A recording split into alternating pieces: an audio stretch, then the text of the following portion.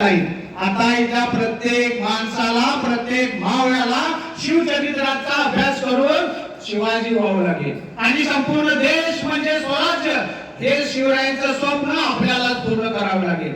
म्हणावं लागेल प्रत्येक मावळ्याला मी मावळा आहे शिवछत्रपतींचा आयुष्याच्या वाटेवर कधी थांबणार नाही आणि किती संकटे आली तर त्या संकटाला पाहून घाबरणार नाही.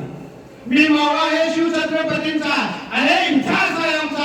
आम्ही वाकणार पण मोडणार नाही. आम्ही वाकणार पण मोडणार नाही. आम्ही मोडणार पण वाकणार नाही हे शिवचरित्र सांगत नाही.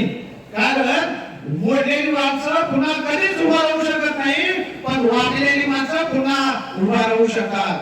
म्हणून म्हणावं लागेल अरे इतिहास आहे आमचा. आम्ही वाकणार पण मोडणार नाही.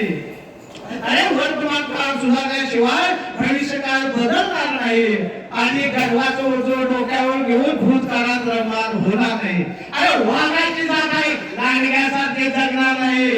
बाळासाहेब जिजाऊचे संस्कार आहेत आमच्यावर.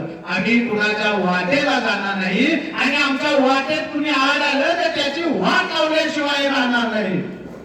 मी मावळा आहे शिवछत्रपतींचा अरे शिवशंभूचा वंश आहे.